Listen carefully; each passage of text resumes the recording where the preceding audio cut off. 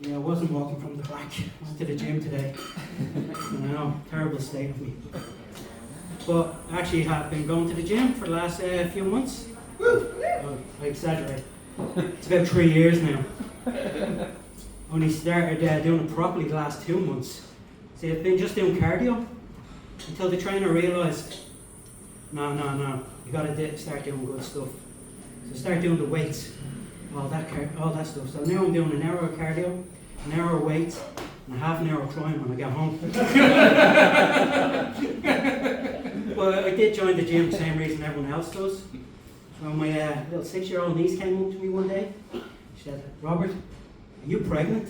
I said, "No, what makes you say that?" "Oh, my mommy's belly was that big when she was having my sister." I joined the gym the very next day. So like 2 weeks ago I was coming home from the gym. The little niece happens to be visiting the house, 2 years older, more of a nosy little cunt now. She turns to me, "Where are you coming from?" I said, "The gym." "Doesn't look like it." Honestly, we don't know how she broke her arm that day.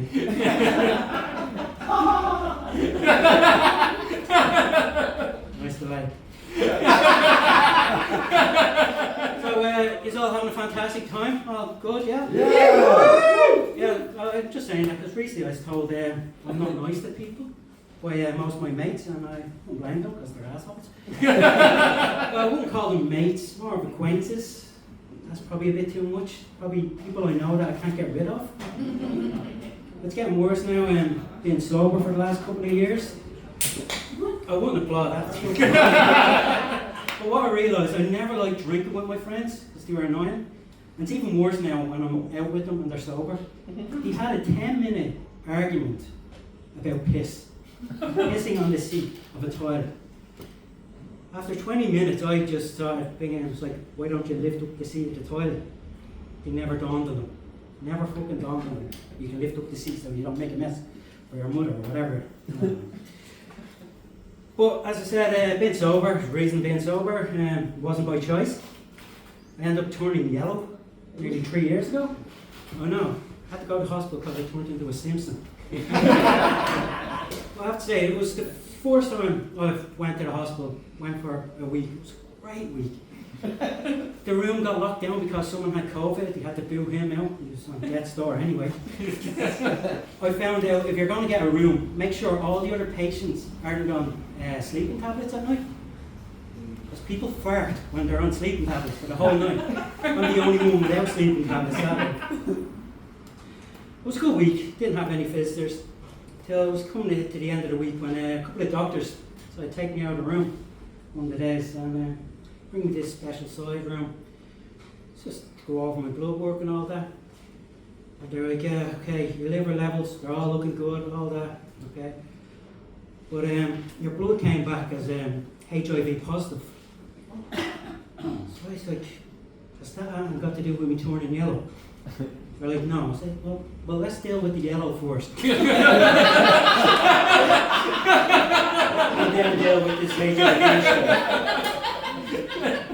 Which they went on to explain, oh, you can live a long, healthy life without about 95, a specific date. And all you have to do is take a tablet each week. I was like, all right, grand.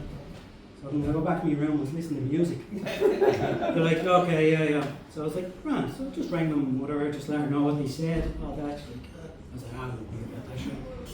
All the doctors and nurses, I love nurses. They're the greatest people in the world.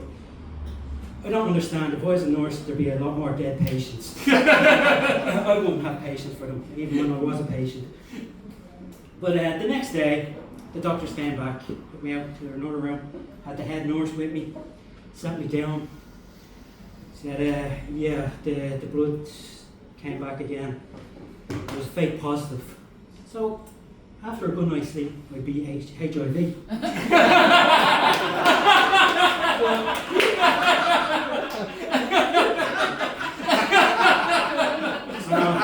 Amazing.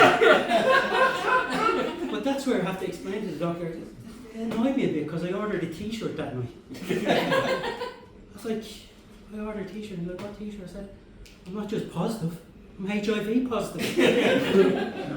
Won't get me deposit back for that. But I was always told I was too blunt for my own goodness, especially in relationships. It just turns out I'm a horrible person in relationships. Like I remember there was one girl that turned around to me one day and she said, "Robert, I love you." I said, no, we're just used to each other. that didn't end well. 3 days later she was gone. Then there was another one. I think we were with each other for about, 3 weeks or so. Yeah. And she goes, "I'm thinking about getting a tattoo." I said, "That's nice, what are you getting?" "I'm going to get a lamb." I said, "Why would you do that?" "Your surname is Lamb." I said, "Well, a tattoo's for life. This isn't." That didn't end. But I was told this so blunt. A friend of mine said, "Rob, a voice that you gave me worked perfectly." I said, "What voice?" "Don't ask people where they come from when you're talking to them." I was like, "Yeah, because I just told you that because I don't give a fuck where they come from."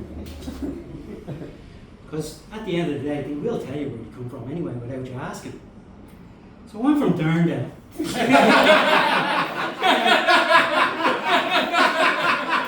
If you don't know Durndale, it's over the north side of Dublin. It's basically where people go to find whatever's left of their missing cars. How we get through this quick? We have a real problem. I'm not sure if every other place has the same problem, but fat kids, electric scooters. Yeah, I really worry about their cardio. Especially when they play knick-knacking or ding-dong ditch. Know where you press the button in the door and you run off like a prick. I think a couple of lads got shot to death the other week. Don't worry, I had that joke way before that. Yeah, goddamn Americans. Make me think better. So anyway, I like when they come around my way to play that game. I have a long garden for the area. So the kid will come up, get off the scooter, come running all the way up to the door, get to the door.